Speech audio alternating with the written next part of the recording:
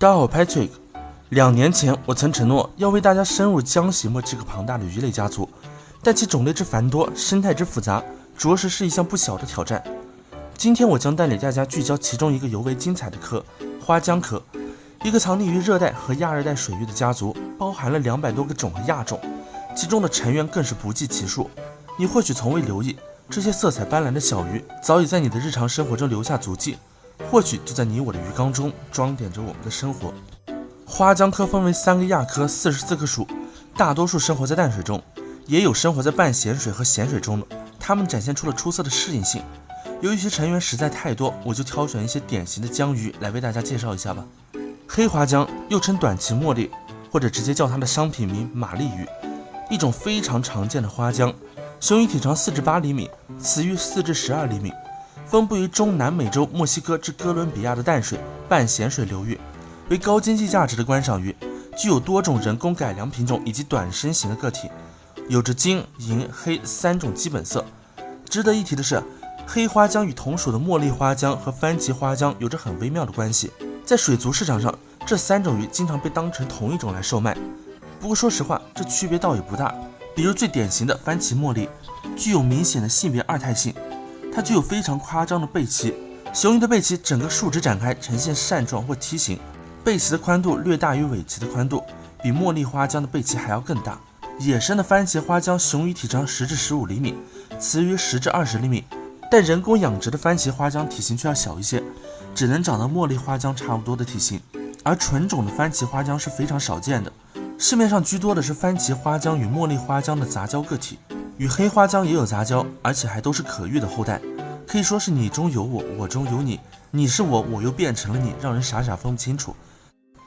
孔雀花浆俗称孔雀鱼，隶属于花浆属，原产于南美洲的委内瑞拉、巴巴多斯、巴西北部与圭亚那的淡水流域，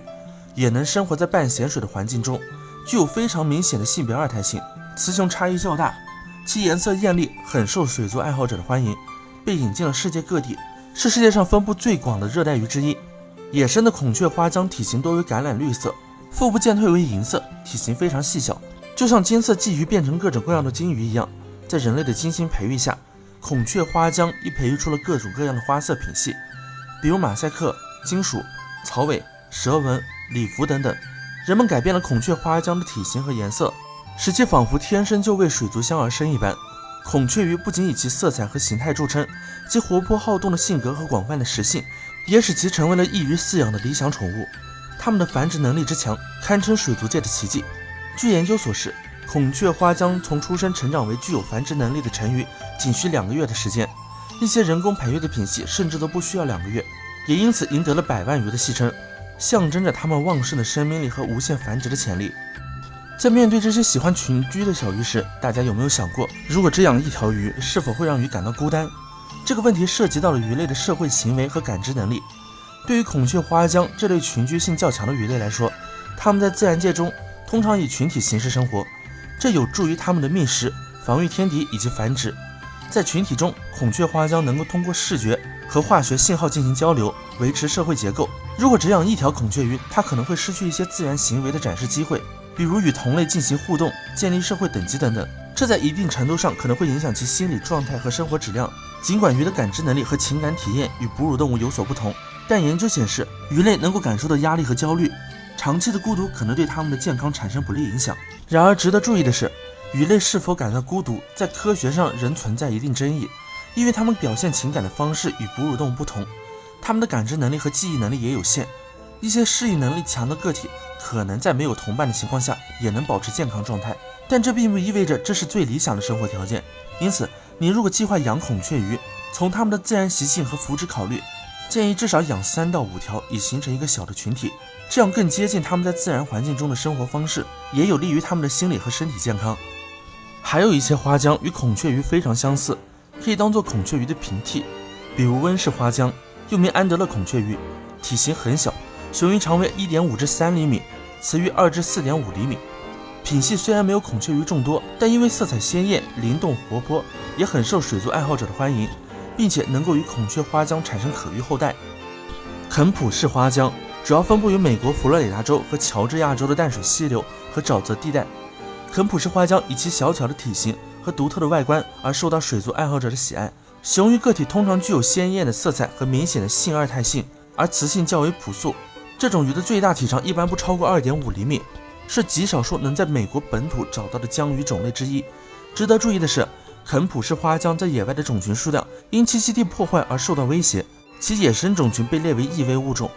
对于水族爱好者而言，肯普氏花江不仅是一种迷人的观赏鱼，更是一个需要关注和保护的自然遗产。石纹鱼属共包含44个成员，其模式种石纹鱼原产于美国东南部、墨西哥及古巴，它们栖息于植物生长的池塘与湖泊、溪流的治水区与静止的水潭或者半咸水水域。石纹鱼的耐污性极强，能适应低氧环境，它们的繁殖能力高，能在短时间内迅速增加种群数量。这一特性加上其广泛的食物选择，使得石纹鱼能够快速地在新环境中建立稳定的种群。正因为如此，石纹鱼被广泛引进到世界各地，作为生物防治的工具，用于控制蚊虫的滋生，以减少疟疾、登革热等蚊媒疾病的传播。然而，正是石纹鱼的这些显著的优点，也使其成为了全球性的入侵物种。在许多非原产地，石纹鱼的引入对当地生态系统产生了深远影响。它们的竞争能力和高繁殖率导致了对本土物种的排挤，尤其是对那些生态位相近的淡水鱼类。如今，在我国南方地区的水系中，观察到的鱼类群体中，可能不再是本土的清江，而是取而代之的成群的石纹鱼。墨西哥鱼江，一种外形令人印象深刻的江鱼，分布于中美洲从墨西哥到哥斯达黎加的淡水流域，体长可以达到20厘米。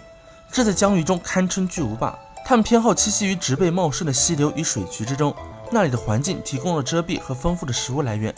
之所以被冠以鱼江之名，是因为其下颌长而突出露齿的外观与俗称梭子鱼的鱼有几分相似。这种凶猛的外表在众多小巧玲珑、色彩斑斓的江鱼中独树一帜，形成了鲜明对比。墨西哥鱼江体色通常为浅米色，身体的上半部分点缀着许多细小的黑点，尾柄中心或稍高的位置有一个大黑点。幼点的墨西哥鱼江拥有一条深色的侧条纹，帮助它们模仿小树枝或植物凋落物，静止不动漂浮于水面，完美的融入环境，既避免了天敌的注意，也为猎食提供了绝佳的掩护。不像江鱼的江鱼剑尾鱼，顾名思义，它有着剑一般突出的尾部。然而剑尾鱼这个属的种类非常多，大多数成员的剑尾都是比较短的，而最出圈的就是本属的模式种剑尾鱼。大家应该都见过红剑，这其实是一种人工培育的品种，是剑尾鱼经过杂交选育的，通体红色，十分艳丽。而野生的剑尾鱼体色则要朴素得多，它有着非常夸张的剑突，且镶嵌着黑边，有单剑也有双剑。它们的适应能力强，对于养鱼爱好者来说是个不错的选择。除此之外，还有非常多美丽独特的花江，比如丝足江、扁花江、亮丽江。这些精致的小鱼或隐匿于水草植被之间，或游弋于精心布置的水族箱内，成为了现代生活的流动艺术品，展示着江鱼家族的五彩斑斓与无穷魅力。这些美丽的花江在水族箱小小的世界里，让人们在繁忙的都市生活中也能感受到自然界的宁静与美好。好的，本期视频到这就结束了，大家如果喜欢的话，别忘了点赞关注，我们下期再见。